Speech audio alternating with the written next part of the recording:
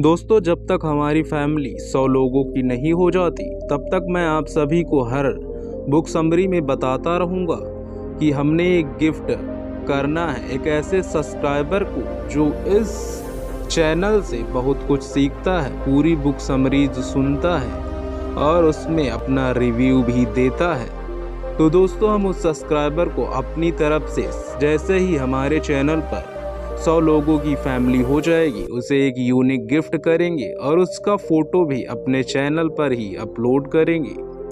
तो दोस्तों नमस्कार, बुक रीडर यूट्यूब चैनल पर आप सभी का स्वागत है।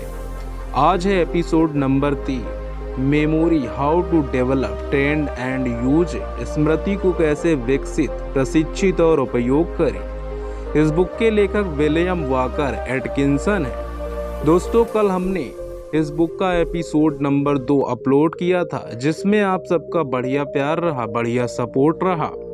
बस कमी एक रहती है आप सबके रिव्यू की, तो वही रिव्यू नहीं मिलता और फैमिली भी लगातार बढ़ रही है। तो आप सबको एक बार फिर से दिल से धन्यवाद, क्योंकि आप सब सपोर्ट करते हो। तो दोस्तों, आज है लेसन नंबर 7, इसका नाम है संगति। तो दोस्तों, यदि आप चैनल पर नए हो तो कृपया इस चैनल को सब्सक्राइब कर दीजिए और इस वीडियो को लाइक कर दीजिए। आपके एक लाइक सब्सक्राइब से हमें बहुत ही ज़्यादा सपोर्ट मिलता है। तो दोस्तों, इसको अपने दोस्तों परिवार के सदस्यों के साथ साझा भी कर दें ताकि वह भी सीख सकें और आगे बढ़ सके। तो चलिए दोस्तों, शुरू करते हैं। संगति। इससे पहले के अध्यायों में हमने देखा कि किसी चीज को याद करने के लिए इसे अपने दिमाग में बिठाना बहुत जरूरी है और इसे दिमाग में बिठाने के लिए उस पर ध्यान देना बहुत जरूरी है। या तो बात हुई प्रभावों को रिकॉर्ड करने की, लेकिन जब बात उन्हें वापस याद करने की आती है तो हमें मेमोरी के दूसरे नियम का सामना करना पड़ता है, संगति यानी एसोसिएशन का नियम। संगति एक जरूरी भूमिका निभाता है जो किसी किताब या पुस्तकालय के इंडेक्सिंग या क्रॉस इंडेक्सिंग जैसा है, या फिर किसी ऐसे सिस्टम के इंडेक्सिंग जैसा जिसमें किसी वैसी चीज को पाना है जो समान चीजों के साथ रखी गई है। मेमोरी में क्या है, इसे याद करने या चेतना पर वापस लाने के लिए यह जरूरी है कि मैं क्या है, इसे अन्य चीजों के संपर्क में या संगति में लाया जाए जिसे याद करना आसान है। मेमोरी के इस काम में 2 प्रक्रियाएं जरूरी हैं। पहला, हमें प्रभाव डालना है, फिर संगति करनी है। बिना स्पष्ट प्रभाव डाले जो चीज बाहर आएगी वह धूमिल और अस्पष्ट होती है और जब तक यह किसी और चीज से न जुड़ी हो यह वापस याद नहीं आ सकती। अगर हम मानते हैं कि एक विचार मस्तिष्क में अपने आप रहता है जो किसी और विचार से जुड़ा हुआ नहीं है, तो इसे याद करना आसान नहीं होगा।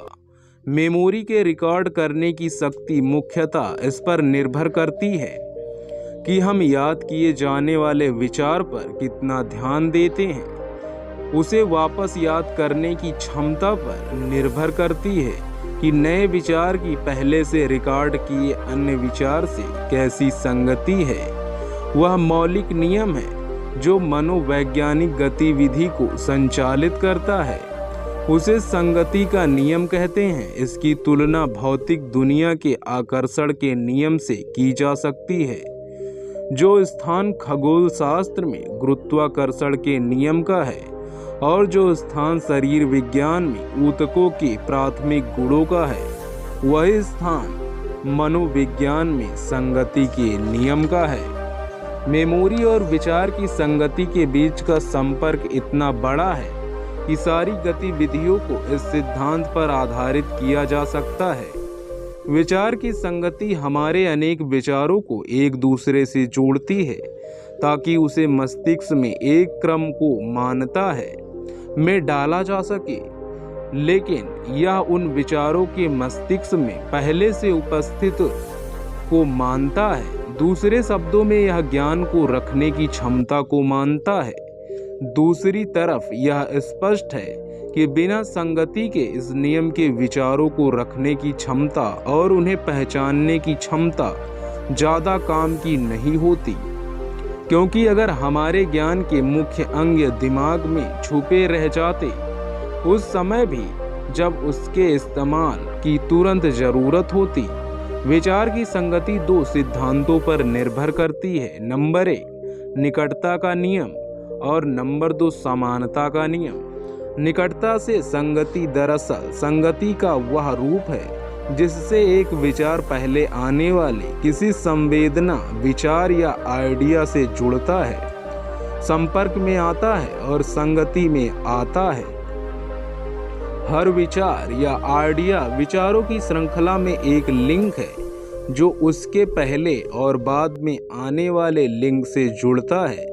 समानता से संगति दरअसल संगति का वह रूप है जिससे किसी आइडिया, विचार या संवेदना को समान रूप वाले विचार या संवेदनाओं से जोड़ा जाता है जो पहले आ चुके हैं। संगति का पहला रूप क्रम के संबंध में आता है और दूसरा प्रकार के संबंध में आता है। निकटता से संगति विचार और मेमोरी का महान नियम है। मस्तिष्क में संवेदना और विचार के बीच का संबंध रहता है और जो भी चीज इसके बाद आती है वह सबसे मजबूत और अंतरंग स्वभाव की होती है। सही बोलें तो दोनों ही एक हैं और एक विचार बनाते हैं। सच बोलें तो कभी भी कोई संवेदना अलग थलग नहीं होती। संवेदना एक स्थिति है जो पुरानी संवेदना के बाद आती है और बाद में आने वाली संवेदना में खो जाती है। हम भाषा की सरलता के लिए इन्हें अलग करते हैं। एक ही शुरुआत दूसरे का अंत है और एक का अंत दूसरे की शुरुआत है। जब हम एक वाक्य पढ़ते या बोलते हैं तो 5वें शब्द की शुरुआत के समय चौथे शब्द का थोड़ा अंत रहता है। निकटता से संगति को 2 श्रेणियों में बांटा जा सकता है। समय में निकटता, स्थान में निकटता। समय में निकटता में मेमोरी उसी क्रम में प्रभावों को वापस लाती है जिस क्रम में वे आए थे। पहले प्रभाव से दूसरा आता है और दूसरे से तीसरा, और इसी तरह कड़ी बनती चली जाती है। इसी तरह एक बच्चा वर्णमाला सीखता है और इस वयस्क कविता की पंक्तियां सीखता है। किसी कविता में एक शब्द का अंत अगले शब्द के प्रारंभ से जुड़ा जाता है। इस तरह हम उन्हें आसानी से दोहरा पाते हैं, लेकिन हम उन्हें उल्टे क्रम में दोहरा नहीं पाते जब तक उन्हें इसी क्रम में न सजाया जाए। शब्दों की मेमोरी, शब्द समूहों की मेमोरी इस तरह की संगति पर निर्भर करती है।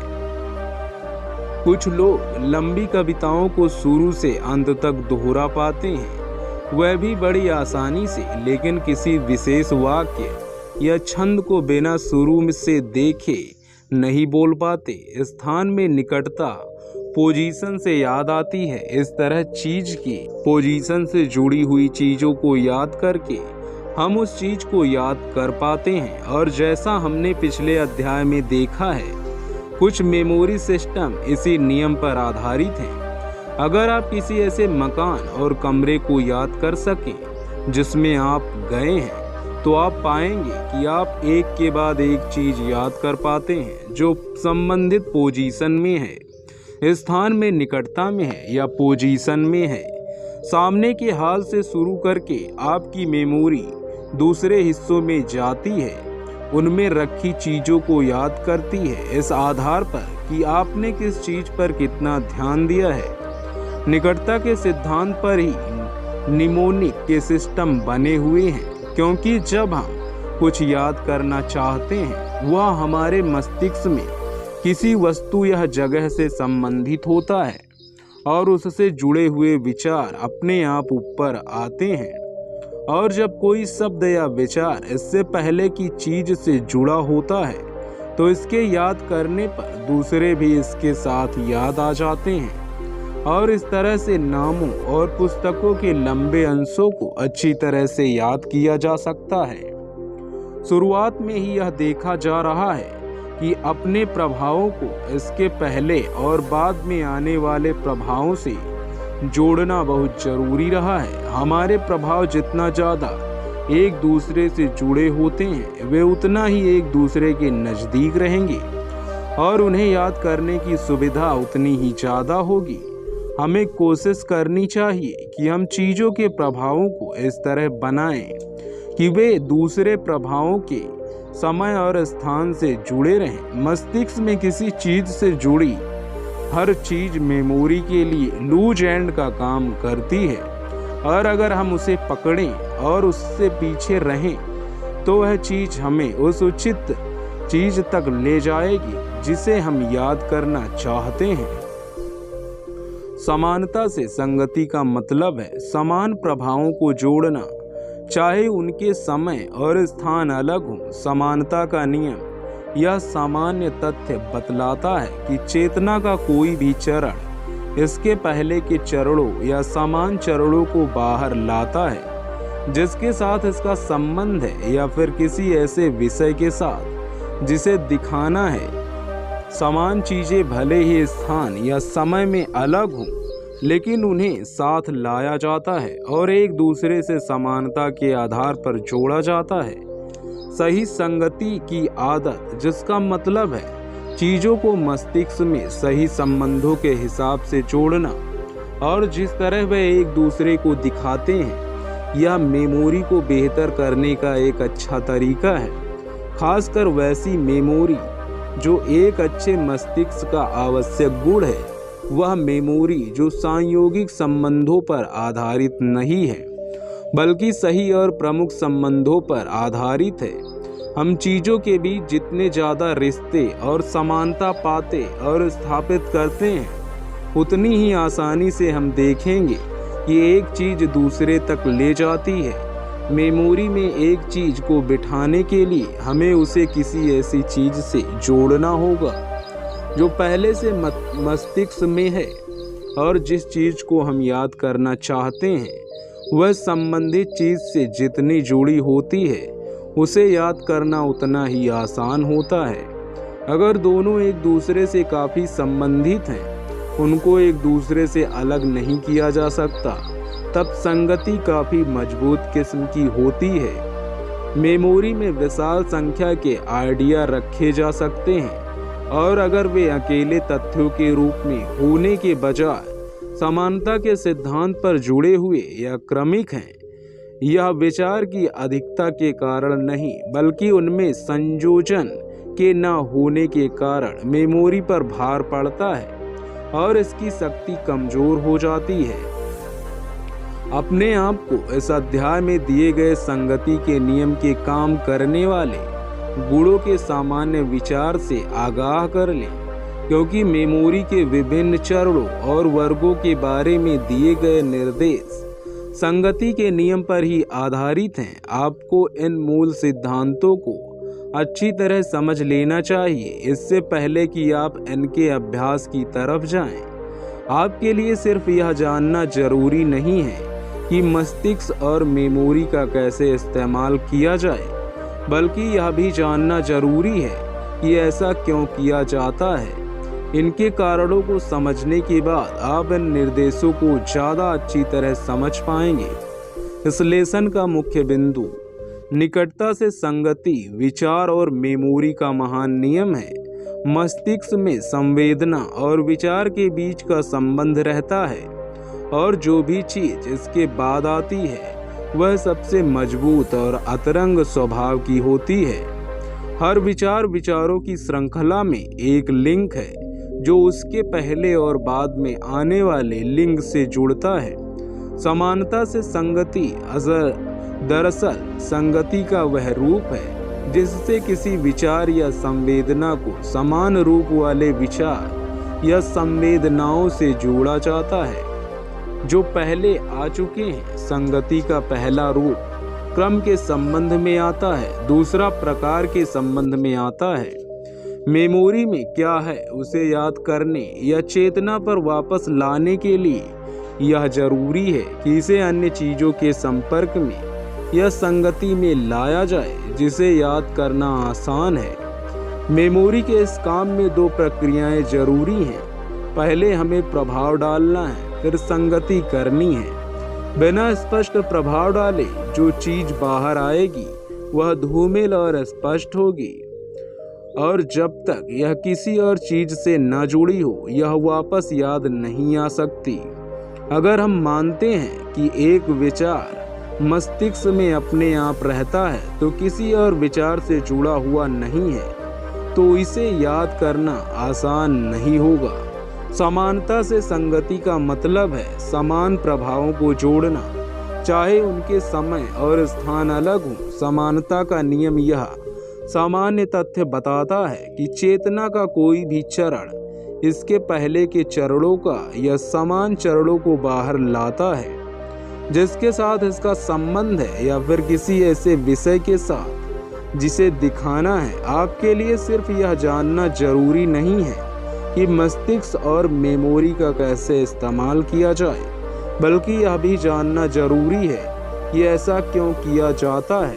इसके कारणों को समझने के बाद आप इन निर्देशों को ज़्यादा अच्छी तरह समझ पाएंगे। दोस्तों, यह था लेसन नंबर 7। अब आया है लेसन नंबर 8 जिसका नाम है मेमोरी के चरण। दोस्तों, यदि आप यहाँ तक आ गए हो तो मुझे पक्का पता है कि आप अपने जीवन में सफल होना चाहते हो और काफ़ी ऊंचाइयों को हासिल करना चाहते हो। तो दोस्तों, इसलिए आप हमारे चैनल को सब्सक्राइब कर लीजिए, क्योंकि मुझे पूर्ण आशा है कि आप यदि पूरी बुक समरी सुनोगे, अच्छे से इसको सुनोगे और अपने मन में ध्यान में गहराओगे तो निश्चित ही आप सफलता पाओगे और काफ़ी कुछ सीखोगे।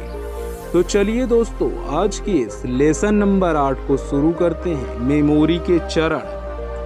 मेमोरी का अध्ययन करते समय आप एक चीज महसूस करेंगे कि मेमोरी के नियोजन में कई जरूरी चरण होते हैं। इसका मतलब यह है कि कई श्रेणियां हैं जिनमें मेमोरी की क्रिया को विभाजित किया जा सकता है, और इसके अनुसार हम कई लोगों को पाते हैं कि वे कुछ चरणों में तो काफ़ी निष्णात होते हैं पर अन्य चरणों में काफ़ी साधारण होते हैं।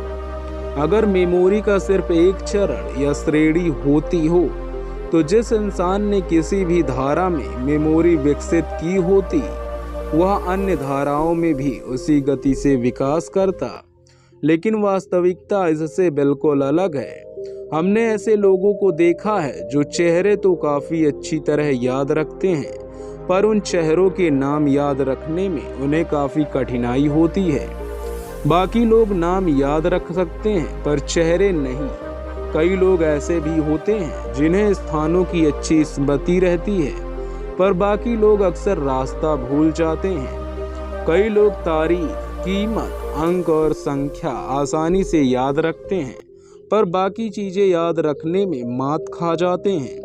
कई लोग कहानियाँ, घटनाएं, संस्मरण आदि आसानी से याद रख पाते हैं, लेकिन अन्य चीज़ें भूल जाते हैं। हम में से हर एक इंसान कुछ चरणों में अच्छी मेमोरी रखता है और बाकियों में कमज़ोर रखता है। मेमोरी के चरणों को दो सामान्य श्रेणियों में विभाजित किया जा सकता है: इंद्रिय प्रभाव की मेमोरी और नंबर 2 विचारों की मेमोरी। यह विभाजन थोड़ा असंतुलित है क्योंकि अक्सर इंद्रियों के प्रभाव विचार में बदल जाते हैं और कई विचार इंद्रियों के प्रभावों से बनते हैं। लेकिन इस विभाजन से लक्ष्य पूरा होता है, जो कि मेमोरी की क्रिया के कई चरणों को ग्रुपों में बांटता है। इंद्रियों के प्रभाव की मेमोरी में वे सभी प्रभाव आते हैं जो देखने, सुनने, स्वाद, स्पर्श करने और सूंघने की इंद्रियों से आते हैं। लेकिन जब हम मेमोरी के जमा हुए इंद्रियों के प्रभावों का व्यवहारिक परीक्षण करते हैं, तब हम पाते हैं कि उनमें से अधिकतर प्रभाव देखने और सुनने की इंद्रियों से ही आते हैं। स्पर्श, स्वाद और सूंघने में आए प्रभावों की संख्या काफ़ी छोटी होती है, उन विशेष मामलों को छोड़कर जिनमें विशेषज्ञों का पेशा इस पर निर्भर करता है कि वे कितनी महीनता से स्पर्श, स्वाद और गंध की अनुभूति कर सकते हैं और इन चीज़ों को कितनी अच्छी मेमोरी रख सकते हैं। उदाहरण के लिए वाइन टेस्टर और टी टेस्टर वैसे लोग होते हैं जो उन चीज़ों के स्वादों के बीच अंतर महसूस कर सकते हैं। उन्होंने स्वाद और स्पर्श की क्षमता को काफ़ी विकसित किया है। उनके प्रभावों को अच्छी मेमोरी रखते हैं और उन मेमोरी के आधार पर बड़ी आसानी से अंतर बता सकते हैं। उसी तरह कुशल सर्जन और कुशल मैकेनिक भी स्पर्श की विशेष क्षमता विकसित कर लेते हैं और उनमें स्पर्श से आए प्रभावों की अच्छी मेमोरी होती है। हमारी मेमोरी में जमा हुए इंद्रिय प्रभावों का बड़ा हिस्सा देखने और सुनने की क्षमता से आता है। जमा हुए अधिकतर इंद्रिय प्रभाव बिना इच्छा के प्राप्त होते हैं, जो कि थोड़ा ध्यान देने से संभव होता है। वे ज़्यादातर अस्पष्ट और धुंधले होते हैं और मुश्किल से याद आते हैं। उनकी याद बिना चेतन प्रयास के आती है, जो कि संगति के नियम से संभव होता है। इसका मतलब है वे अक्सर याद आते हैं जब हम किसी और चीज़ पर ध्यान दे रहे होते हैं और जिससे वे जुड़े होते हैं उन चीज़ों में काफ़ी अंतर होता है, जिन्हें हम इन तरह के इंद्रिय प्रभावों से याद करते हैं और जिन्हें हम ध्यान और रुचि और एकाग्रता से याद करते हैं। हमारे अवचेतन के भंडार में देखने से आए इंद्रिय प्रभाव की संख्या काफ़ी अधिक है। हम हर समय देखने की इंद्रिय का इस्तेमाल कर रहे हैं और हर घंटे में हजारों दृष्टि इंद्रिय प्रभावों को ग्रहण कर रहे हैं। हालांकि अधिकतर प्रभाव मेमोरी पर काफ़ी हल्के से रिकॉर्ड होते हैं। हम उन पर बिल्कुल हल्का ध्यान देते हैं, लेकिन यह आश्चर्यजनक है कि कई बार जब हम किसी महत्वपूर्ण घटना को याद करते हैं तो हमें कई ऐसी चीज़ें भी याद आ जाती हैं जिनका हमें लगता है कि हमें कुछ पता नहीं था।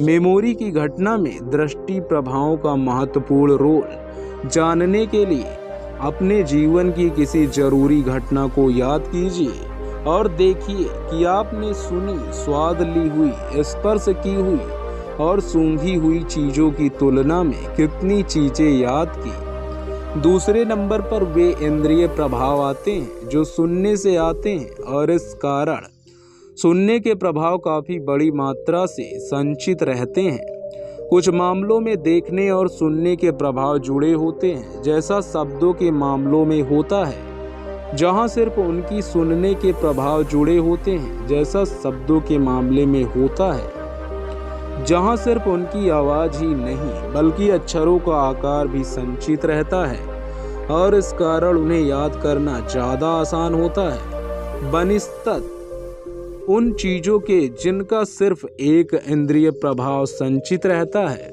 मेमोरी के शिक्षक इस चीज़ का इस्तेमाल छात्रों को उन बातों को जोर से बोलकर और लिखकर याद करने में मदद के लिए करते हैं कि जिस चीज़ के आप जितने ज़्यादा प्रभाव को याद करते हैं उसे याद रखना उतना आसान हो जाता है। उसी प्रकार किसी कमज़ोर इंद्रिय के प्रभाव को किसी मजबूत इंद्रिय से जोड़ना जरूरी होता है ताकि वह चीज़ आसानी से याद रह जाए।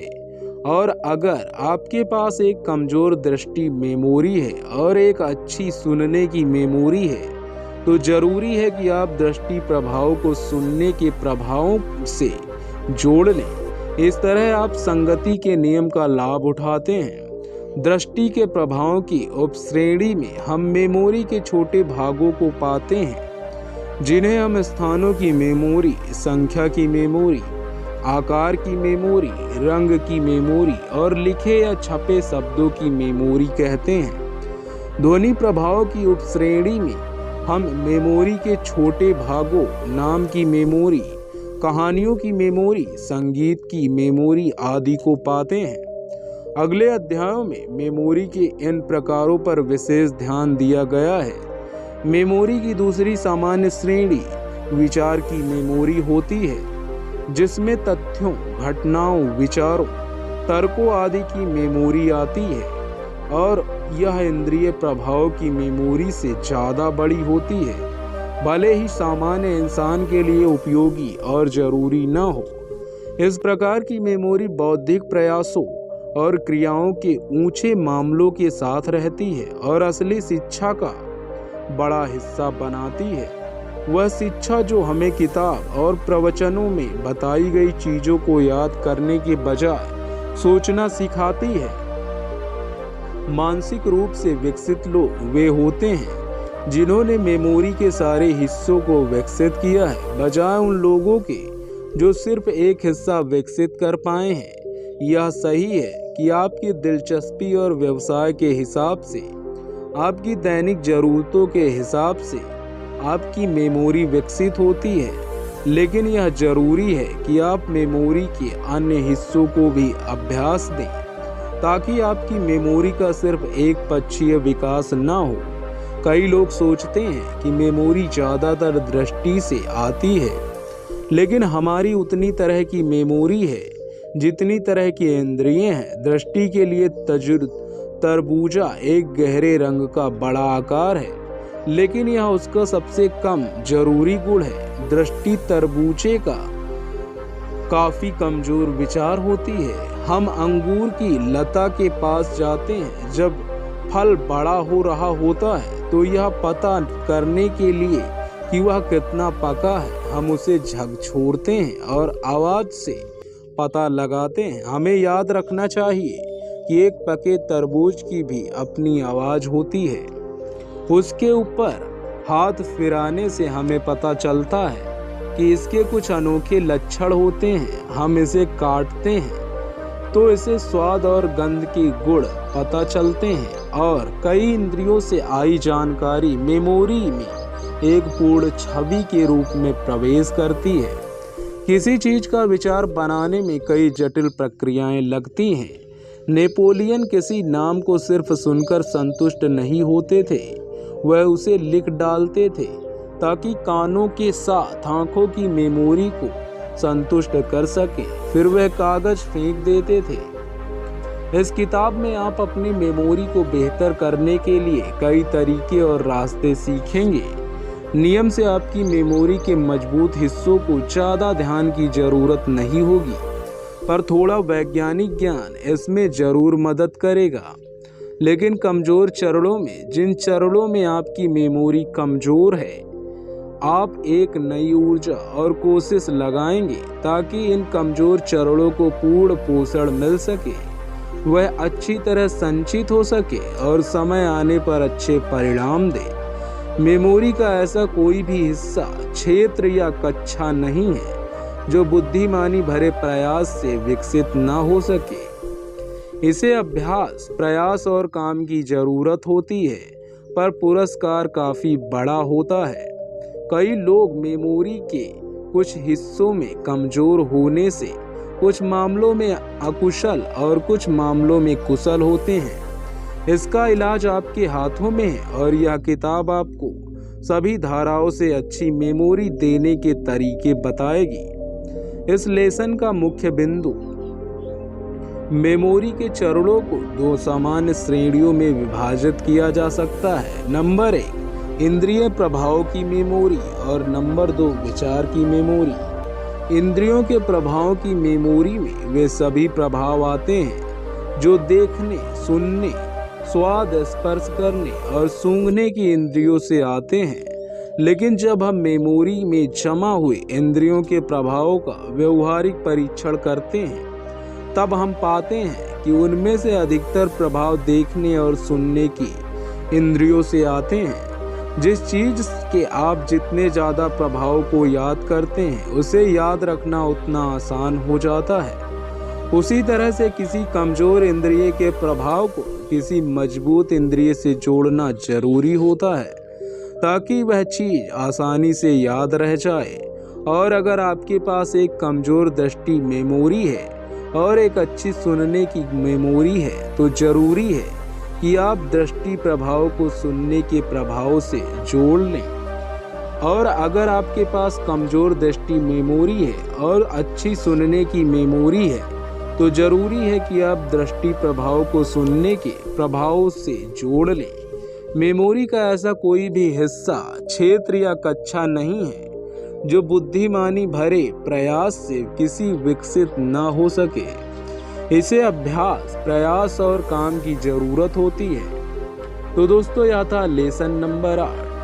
चलिए लेसन नंबर 9 शुरू करते हैं। यदि आप यहाँ तक आ गए हो तो मुझे पूरा विश्वास है कि आप अपनी लाइफ को लेकर बहुत ही ज़्यादा सीरियस हो, और मुझे ऐसा लग भी रहा है कि यहाँ तक इक्का दुक्का लोग ही आ पाए होंगे, क्योंकि पैसेंस लेवल सबके अंदर नहीं होता, और जिसके अंदर पैसेंस लेवल होता है वही जिंदगी में सक्सेस हासिल कर सकता है। तो दोस्तों लेसन नंबर 9 है आंखों का प्रशिक्षण। इससे पहले कि दृष्टि प्रभाव से मेमोरी को संचित किया जाए, इससे पहले कि मस्तिष्क ऐसे प्रभाव को याद रख सके, आंखों का ध्यान की दिशा में इस्तेमाल करना होगा। हम सोचते हैं कि हम चीज़ों को देखते हैं जब उन पर नज़र डालते हैं, लेकिन सच्चाई में हम सिर्फ कुछ चीज़ें देखते हैं। जब बात अवचेतन मस्तिष्क के पटल पर स्पष्ट और सटीक प्रभाव डालने की हो तो हम उसको देखने के बजाय उन पर नज़र डालते हैं। एक चीज की छवि रेटिना पर आ सकती है, भले ही हम उसे महसूस न करें। दुनिया जो चीजें हमारी इंद्रियों को पेश करती है उन पर ध्यान को एकाग्र करने की कोशिश होनी चाहिए।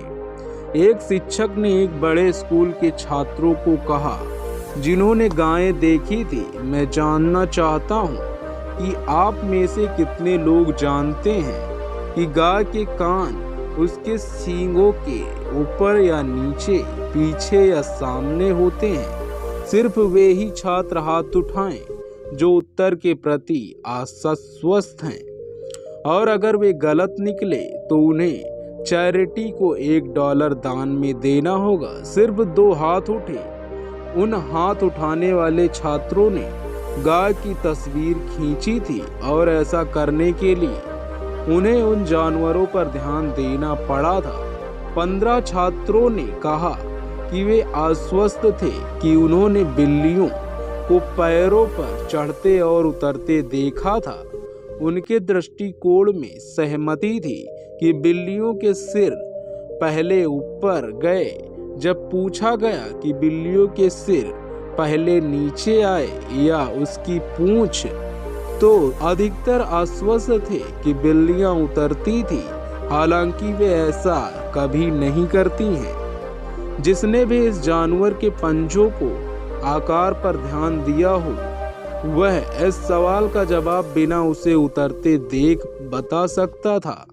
किसानों के जिन लड़कों ने गायों और घोड़ों को लेटते और खड़े होते देखा है, वे शायद ही निश्चित तौर पर बता सकते हैं कि वे जानवर अगले या पिछले पैर की सहायता से खड़े होते हैं या फिर गायों और घोड़ों की इस मामले में आदत मिलती है।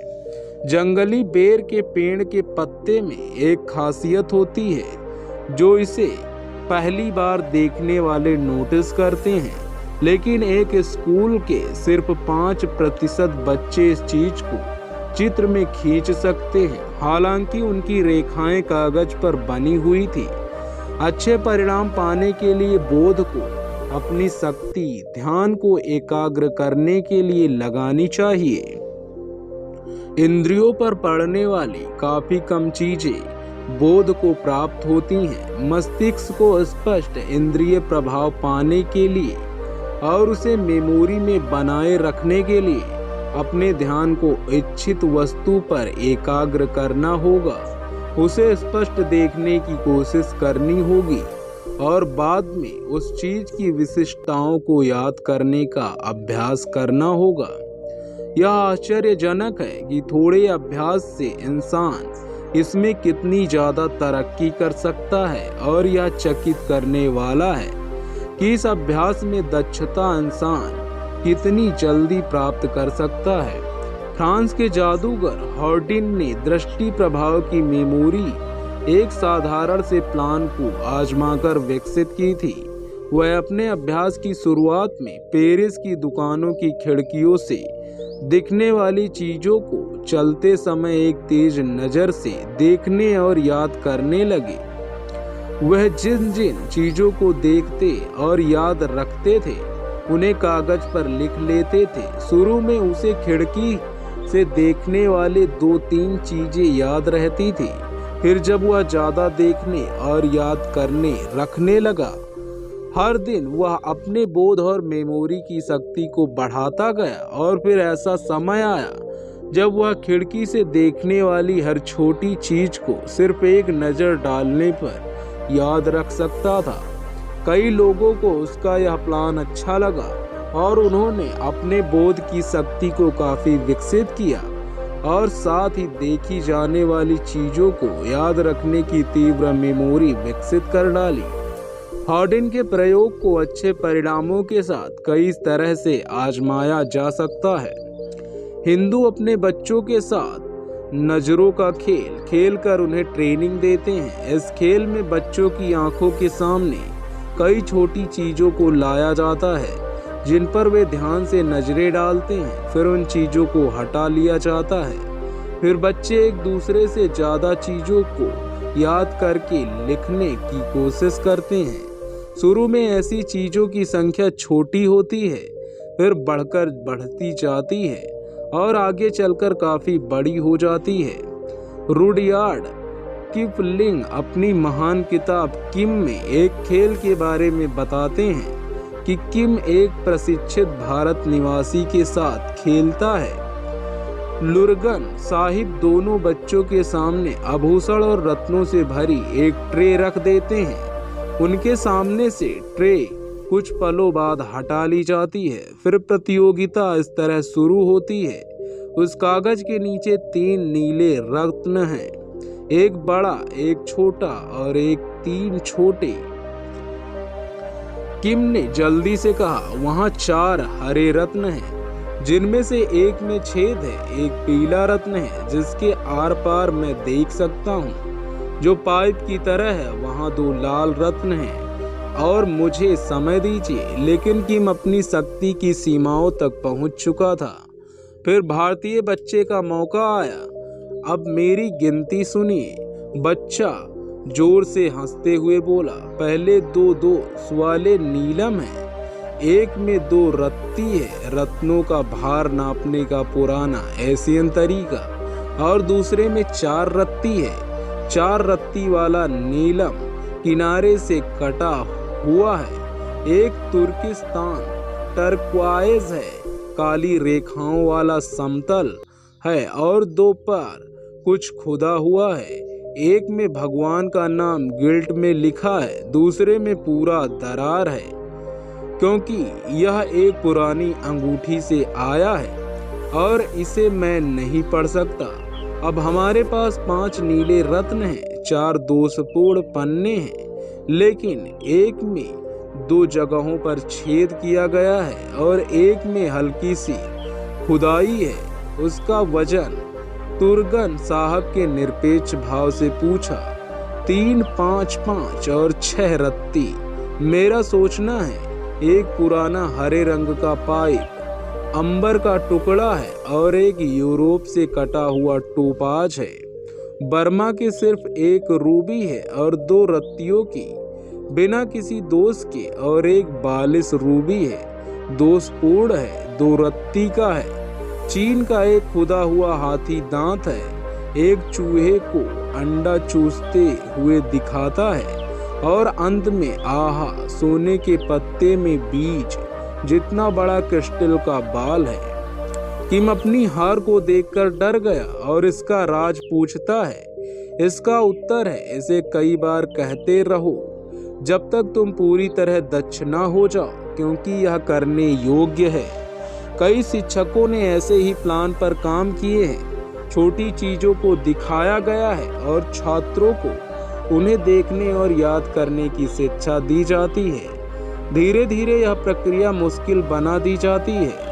एक प्रसिद्ध अमेरिकन शिक्षक ब्लैक बोर्ड पर ढेर सारे बिंदु बनाते थे और उन्हें छात्रों द्वारा साधारण तरीके से गिनने के पहले मिटा देते थे।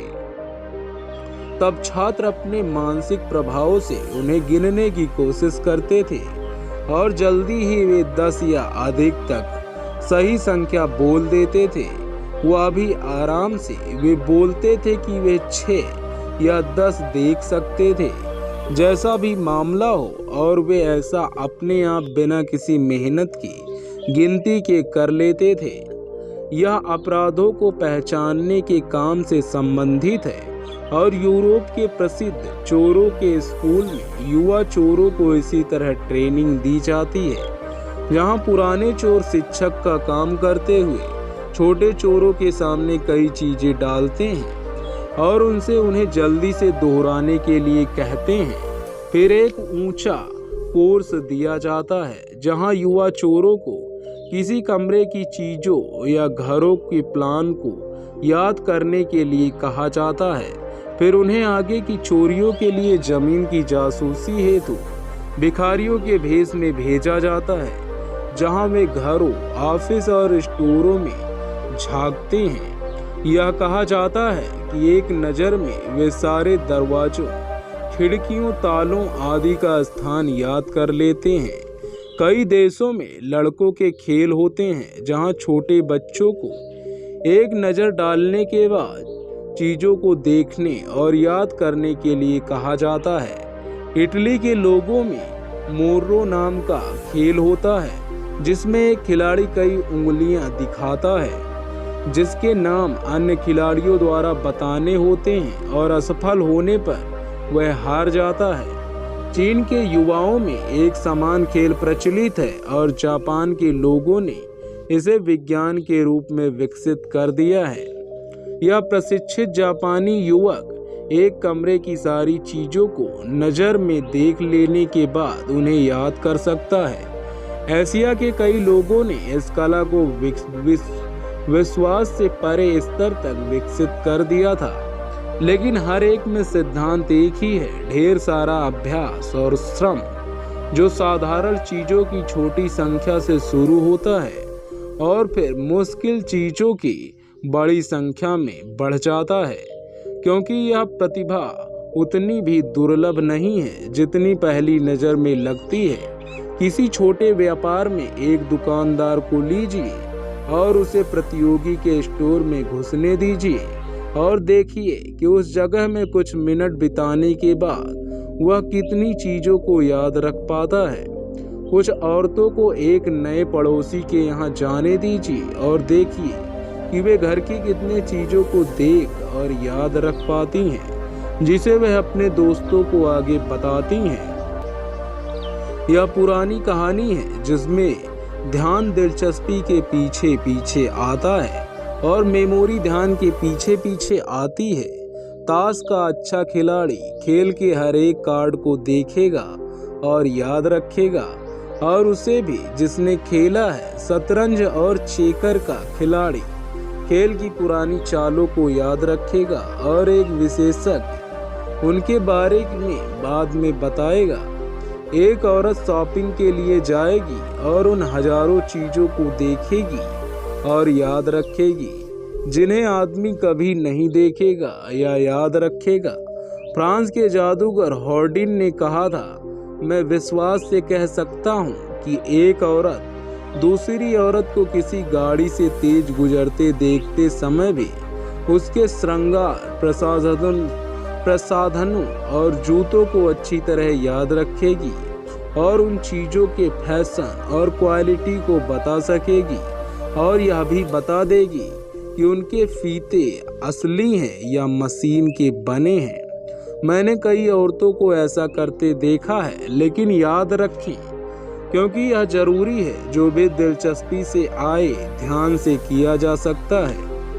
इसे इच्छा से पैदा हुए ध्यान से भी किया जा सकता है। दूसरे शब्दों में, किसी काम को पूरा करने की इच्छा एक कृत्रिम दिलचस्पी पैदा करती है, जो स्वाभाविक इच्छा जितनी ही प्रभावी होती है। जैसे आप प्रगति करते हैं इस काम के खेल में, आपकी दिलचस्पी बढ़ती जाती है और आप ऊपर बताए गए अजीबोगरीब कामों को अच्छी तरह कर पाएंगे। यह ध्यान दिलचस्पी प्राकृतिक या कृत्रिम और अभ्यास का मामला है। चाहे तो डोमिनो के सेट से प्रारंभ करें अगर आप चाहें, और उन सारे स्पॉट को याद रखने की कोशिश करें। फिर उसकी संख्या 1 से 2 और 3 तक बढ़ाते जाएं। संख्या को धीरे धीरे बढ़ाते हुए आप पाएंगे कि बोध की क्षमता और नज़रों के प्रभाव की मेमोरी तेजी से बढ़ती चली जाएगी। फिर आप न सिर्फ डोमिनो को याद रख पाएंगे, बल्कि आप अपनी रुचि की हजारों चीज़ें भी याद रख सकेंगे जो पहले आपके नज़र से बच जाती थी। इसका सिद्धांत बहुत आसान है, लेकिन इसके परिणाम अभ्यास से पाए जा सकते हैं। आप में से अधिकतर लोगों की समस्या यह है कि आप नज़र डालते हैं पर देखते हैं, दृष्टि फेरते हैं पर आकलन नहीं करते। आपके आसपास की चीज़ें आपके फोकस से बाहर की हैं। अगर आप अपना मानसिक फोकस बदल लें इच्छा से और ध्यान से, तो आप असावधानी से देखने और आकलन करने की बीमारी से मुक्त पा जाएंगे और आपकी सफलता में बाधा बनकर खड़ी है। आप अपनी मेमोरी को दोष देते आ रहे हैं, लेकिन दोष आपके बोध का है। आपकी मेमोरी कैसे याद रख सकती है अगर इसे स्पष्ट प्रभाव न दिए जाएं? आप अब तक इस मामले में छोटे बच्चों की तरह रहे हैं। अब जरूरत है कि आप खड़े हो जाएं और नोटिस करें, भले ही आप कितने उम्र दराज क्यों ना हो। संक्षिप्त शब्दों में पूरी बात कहें तो नज़रों के सामने गुजरने वाली चीज़ों को याद रखने के लिए आप अपने रेटिना से नहीं, मस्तिष्क से देखना शुरू करें। इस प्रभाव को अपने रेटिना के बाहर मस्तिष्क में जाने दें। इस लेसन का मुख्य बिंदु अच्छे परिणाम पाने के लिए बोध को अपनी शक्ति, ध्यान को एकाग्र करने के लिए लगानी चाहिए। इंद्रियों पर पड़ने वाली काफ़ी कम चीज़ें बोध को प्राप्त होती हैं। मस्तिष्क को स्पष्ट इंद्रिय प्रभाव पाने के लिए और उसे मेमोरी से बनाए रखने के लिए अपने ध्यान को इच्छित वस्तु पर एकाग्र करना होगा। उसे स्पष्ट देखने की कोशिश करनी होगी और बाद में उस चीज की विशिष्टताओं को याद करने का अभ्यास करना होगा। काम को पूरा करने की इच्छा एक कृत्रिम दिलचस्पी जोड़ती है और प्राकृतिक इच्छा जितनी ही प्रभावी होती है।